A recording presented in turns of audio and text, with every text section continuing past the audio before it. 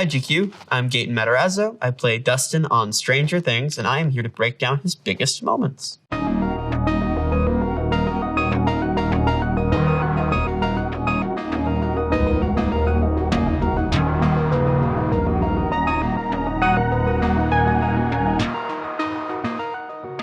almost here. What is it? What if it's the Demogorgon? Oh, Jesus, we're so screwed if it's the Demogorgon. It's not the Demogorgon. An army of troglodytes charged into the chamber. Troglodytes? Told you. I knew Caleb before we had done the show, so the ice was already broken there, and we had been buddies before. But kids become friends very quickly. There's no real vetting process with like new friends when you're 12. It's so easy to just ask, can I be your friend? Then it usually kicks off from there. I wish it's something that adults did more. The first scene that you see of us in the basement, I might be wrong about it, but I think it was the first scene shot in production of the show. I think that was day one across the board. Wish I could remember more of it. I think it was so much of a blur, and it was such a long time ago. The one thing that sticks out to me more than anything is how much we kept breaking character, which for the first day of a show is probably not the best first impression to your creative team, but we had an absolute blast, and they tell me they had fun as well, but I think I remember them sweating a little bit at the idea that there might be a year of this. I didn't know how to play D&D. I now know how to play D&D, but I want to get my friends into it. And the only way you can is if you know a DM or if you are a DM. So I have to transition over to try to DM so that I can introduce more people to it. Good night, ladies. Kiss your mom night for me. One of the things that I did know how to do quite well was ride a bike. It was already in my special skills on my resume. And I remember they had a day designated to not teaching us, but I think gauging how well we rode on our bikes. Because not only did they know we had to ride our bikes, but we also had to do it without helmets because kids did not traditionally wear helmets in the 1980s. And what was supposed to be a day of training has ended up being a day of us goofing off, riding our bikes on a big soundstage.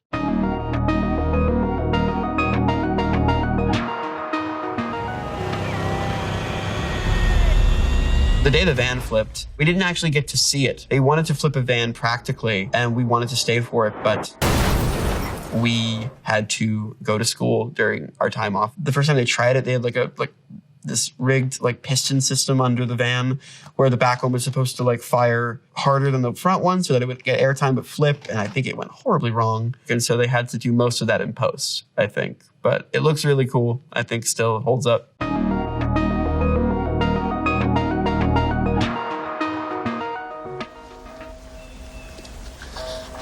How much further? I don't know. There's only tell direction, not distance. You really need to learn more about compasses. If anybody had asked me, how does a compass work? How does a compass know? I would have been like, magic, I guess. I don't know. I have no clue how a compass is supposed to work. Why is this all on me? Because you're the compass genius. It's fun playing someone smarter than me. It's a lot of pressure because I want to look like I know what I'm talking about. I feel like I learn something new every time I see a monologue written out that I have to memorize. Maybe the gate moved. No, I don't think it's the gate. I think it's something else screwing with the compass. I think I remember reading at the table read and knowing that that was going to be a pretty big moment for him. I love that stuff. I love getting to do that as Dustin specifically. Some of my favorite days is when I get to kind of just spew words, because that's what I do anyway. Do you even remember what happened on the Bloodstone Path? There's such a pace and a structure or a cadence to the way the show moves. We couldn't agree on what path to take, so we split up the party. And I think it's specifically because of its scene structure and because of its dialogue that you kind of pick up that are funny enough that seem to stick pretty well. But when it comes to entire scenes, there's kind of a hyperstructure that I think makes Stranger Things work really well. That being said, we've always had a lot of freedom in creating, I guess, our vibe or developing that over time with each other.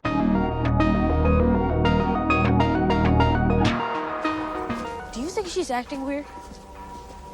You're asking if the weirdo is acting weird.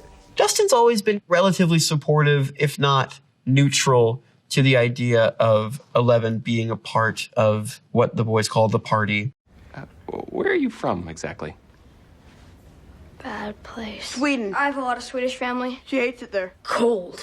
Sub-zero. Whereas Lucas at the time seems very hesitant. But did you ever stop to think that maybe she's the monster? Which is understandable, I think, in retrospect. But Dustin's kind of stepped back on the whole issue and has just been more impressed by her than anything else, because there's a new friend with superpowers around, and that's really cool. Let's get out of here. Let's go. Go. Yeah, that's right. You better run. She's our friend and she's crazy. That line in particular, I remember the table read. It got a bit of a chuckle for sure. It's objectively quite funny.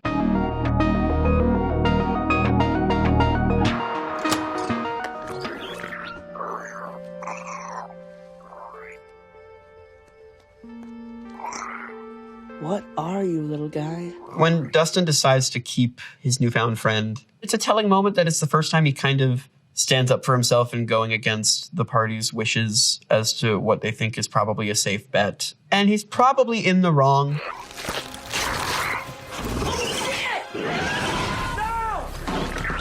It's very much like Curiosity Killed the Cat. He seems like the one guy who's like, everyone's like, cats or dogs, and he's like, lizards. And it's like, yeah, whatever. It's a fun moment and a cool little side plot.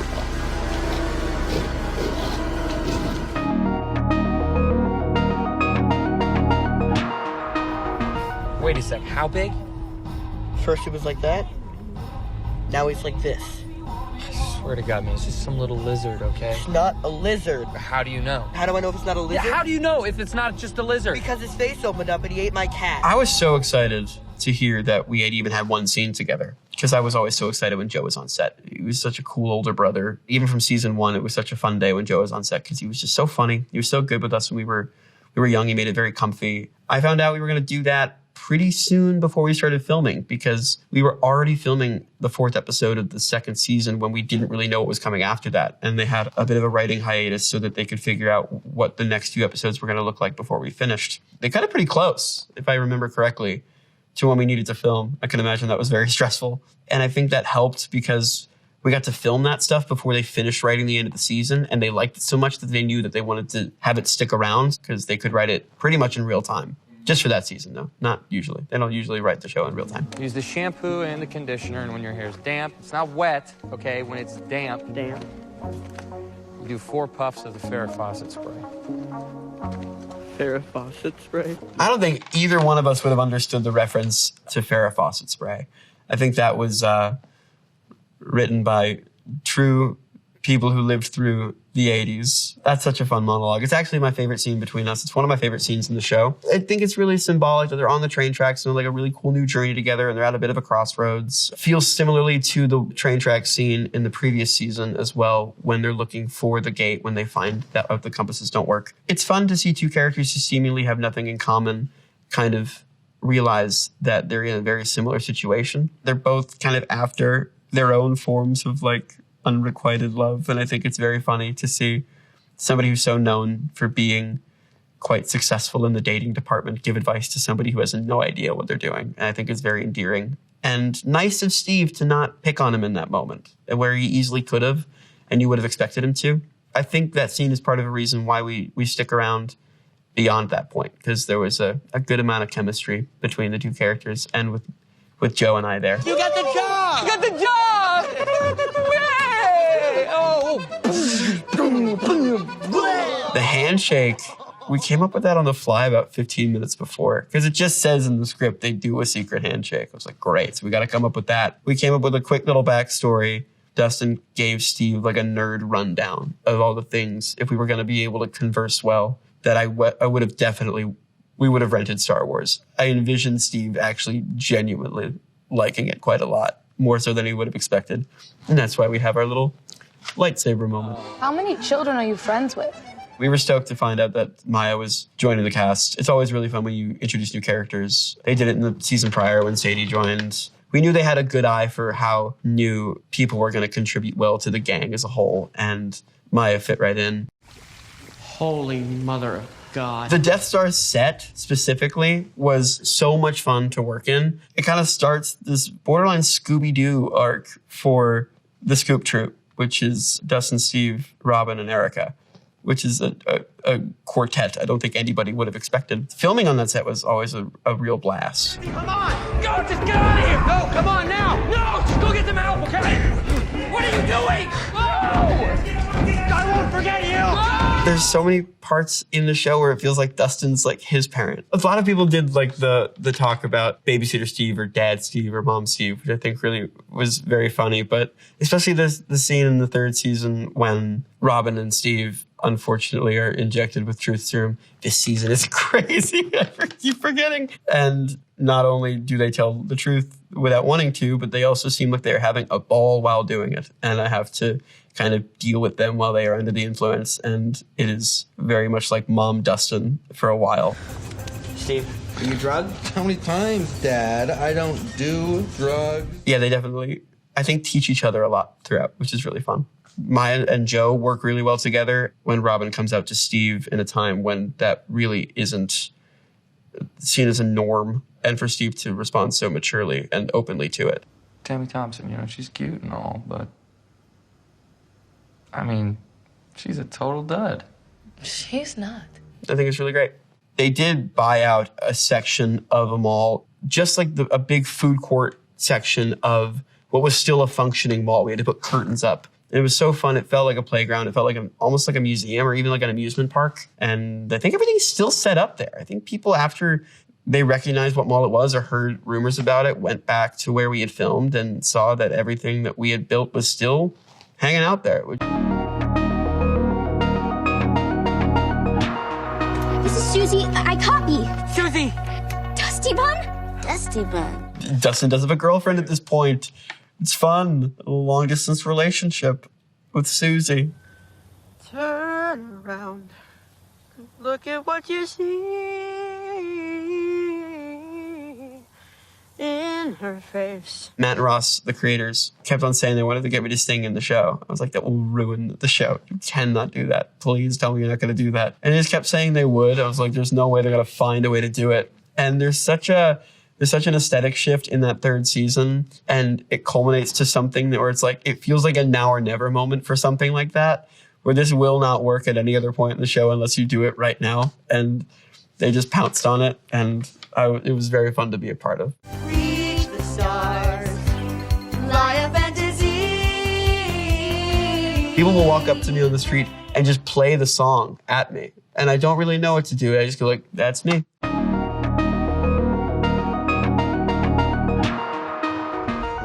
Cultists chant, "Hail, Lord Vecna. Hail, Lord Vecna." A lot of people, when they shift from 7th to 8th grade, either develop new hobbies or make new friends or try to start fresh in some way. And a lot of friend groups that were really close in elementary and middle school tend to split up at that point. And there's kind of a bit of a rift there at the beginning when Lucas develops a new hobby and makes some friends and starts to succeed. I don't get the big deal. Just talk to Eddie. Get him to move Hellfire to another night. Just talk to Eddie. You want something, freak? Joe Quinn, who plays Eddie, is a terrific actor and one I had been a fan of before he had joined the cast. So I was really, really excited to see that he was joining.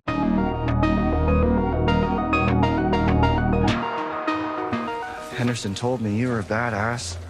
Insisted on the matter, in fact. Wait, Henderson said that? Oh, yeah, shit.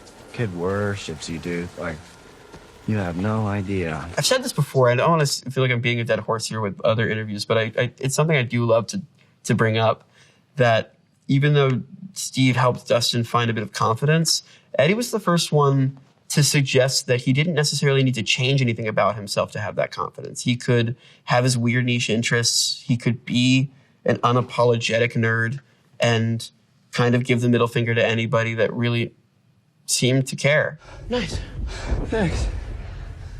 Because Dustin's always had a vibe to me that he at least wants to show that he doesn't care what other people think about him. And he sees someone who really does embody that. And that's really exciting. And that's such a fun little trio, even though there's not a whole lot of screen time between the three of them together. I think they really wanted to dive into a potential rivalry there, a real like tug of war between who was gonna keep Dustin as a friend. How many times do I have to be right on the money before you guys just trust me? Jesus Christ, this kid's got to get his ego in check. It's his tone, right? There was a nuance to Steve and Eddie kind of hitting it off as well over their love or their appreciation for Dustin. They both seem to have an intrigue and a respect towards him that's more fun to me than a cliche like, no mine, no mine.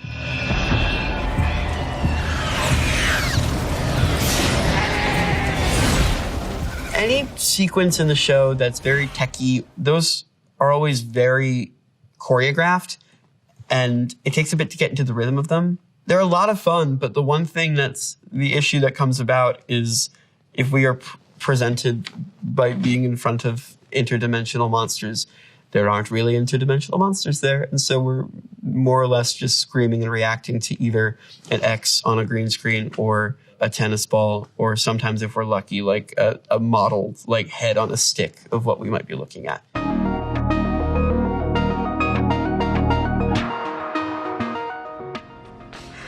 I think it's my year, Henderson. I think it's finally my year. That's a tough scene. There was the scene that I shot with Joe during his death. Spoilers for season 4, by the way. Too late. I already said it. That was a tough one I wasn't really centered in, one I didn't really feel very confident in. We ended up redoing it, at least my coverage. But I should have been less selfish and stopped worrying about how much I didn't like what I was doing, because that scene really is for Joe. And it works because it's Joe's scene. We filmed Eddie's death beforehand, and we went in and shot pretty recently after the stuff in the gym, where I have to, unfortunately, break the tragic news to his uncle. And that's a pretty weird environment to do it in, because there was like 300 people doing background work. Pretty intense to try to do it. Almost felt kind of like doing a play in front of an audience of a lot of people, but that audience is also acting in the scene with you, which is quite weird. It was the first time that I had met my scene partner, which is a lot of pressure, but maybe it kind of helped that it was a stranger, because he is a stranger to Dustin. It raises the stakes so much when the crux of a show is saving someone not just loved by the characters, but also loved by the audience. And that's what we're presented with in the 4th season for a good chunk of it. You know that Max is in real danger from the very beginning, and the stakes are incredibly high. And that, along with a very skillfully directed and edited season, I think culminates in a pretty epic finale there. It's the first time you look around and say, I think we lost. I don't think we did what we needed to do. I mean, the rifts opened up throughout Hawkins. Max is looking pretty rough.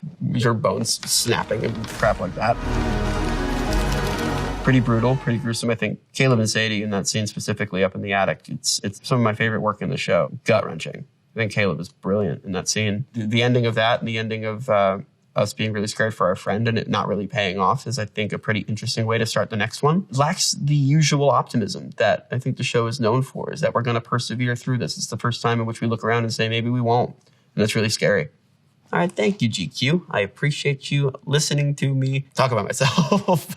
I hope you watch Stranger Things Season 5, which is out now. Thanks, guys. And something I love about Dustin that I would like to do more in myself is be unapologetic. Keep an eye out for trouble. You keep an eye out. It's my goddamn theory. You heard Nance. Who put her in charge? I did. He's a cocky little shit. I love playing him a bunch, but he's quite crass.